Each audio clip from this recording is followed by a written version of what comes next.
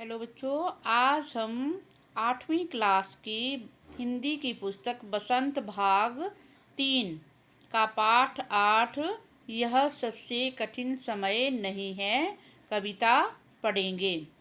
और इसकी कवित्री जया जादवानी है और इनका जन्म कोतमा शहडोल मध्य प्रदेश में 1 मई 1959 में हुआ था। नहीं, यह सबसे कठिन समय नहीं, अभी भी दबा है चिड़िया की चोंच में तिनका और वह उड़ने की तैयारी में है। अभी भी झरती हुई पत्ती थामने को बैठा है हाथ एक। अभी भी भीड़ है स्टेशन पर। अभी भी एक रेलगाड़ी जाती है गंतव्य तक जहाँ कोई कर रहा होगा प्रतीक्षा। तो इसका सरलार्थ करेंगे। कवित्री प्रस्तुत पंक्तियों में लोगों को आशावान बनने की प्रेरणा दे रही है। व्यक्ति को लगता है कि यह समय सबसे कठिन है और उसके बचने की उम्मीद नहीं है, लेकिन फिर भी जीवन में कुछ उदाहरण हैं जिन्हें हम देख सकते हैं। जैसे चिड़िया की चोंच में तिनका जो है दबा हुआ है और वह अपना घोंसला बनाने की तैयारी में है।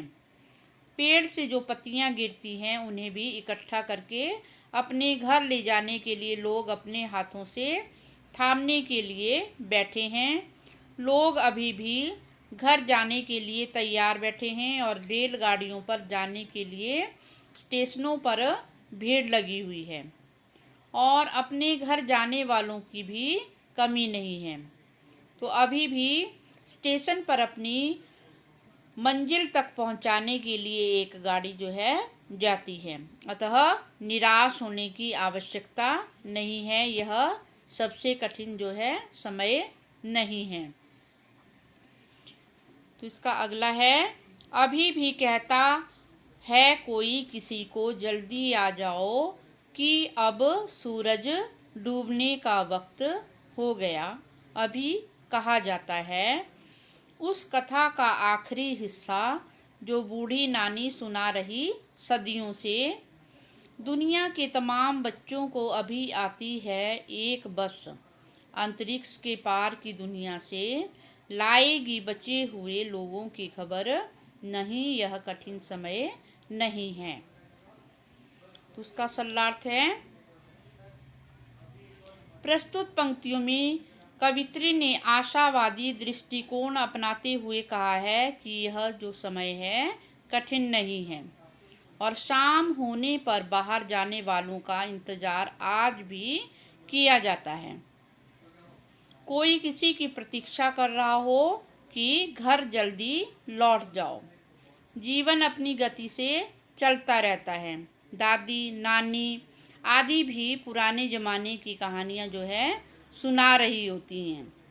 कहानियों में क्या है कि अंतरिक्ष की कहानियाँ जो हैं अधिक रहती हैं, जो कि दूसरी दुनिया के पार की कहानियाँ लाती हैं। दूसरी दुनिया में बसे हुए लोग अभी भी धरती पर संदेश दे रहे हैं। अभी भी मानवता जो है दूसरे ग्रहों पर बची हुई है। अतः यह जो समय है वह कठिन नहीं है और अभी भी जो है आशा बची हुई है, इसलिए हमें निराश होने की आवश्यकता नहीं है। तो अब जो है इस पाठ के जो अभ्यास के प्रश्न हैं वो है, सबसे पहला प्रश्न, यह कठिन समय नहीं है, यह बताने के लिए कविता में कौन कौन से तर्क प्रस्तुत किए हैं उनको स्पष्ट करो। उत्तर है, कवित्री ने प्रस्तुत कविता में लोगों को आशावान बनने की प्रेरणा दी है और कई उदाहरण उन्होंने बताए हैं कि यह समय जो है कठिन नहीं है। चिड़िया जो है अभी भी अपना घोंसला बनाने के लिए तिनका लेकर उड़ रही है। गिरती हुई पाती को या पत्ते को थामने के लिए हाथ बैठे हैं। घर जाने के लिए स्टेशनों पर भीड़ है। सूर्यास्त होने पर कोई किसी ना किसी का जो है इंतज़ार कर रहा है। और दादी नानी आज भी जो है अंतरिक्ष पार बसे हुए लोगों की कहानियाँ सुना रही हैं। तो कहने का अर्थ है कि आशा की किरण जो है अभी भी बची हुई है।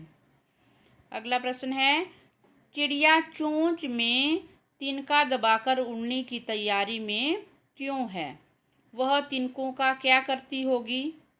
उनके बारे में बताओ या लिखो। तो चिड़िया आशावान है, तो वह एक एक तिनका लेकर बार बार उड़ती है। इस प्रकार ढेरों तिनकों के सहारे अपना जो है घोंसला बनाती है। अतः मनुष्य को भी हिम्मत ना हारते हुए चिड़िया से प्रेरणा लेते हुए अपने कार्य जो है करते रहना चाहिए। इसी के साथ धन्यवाद।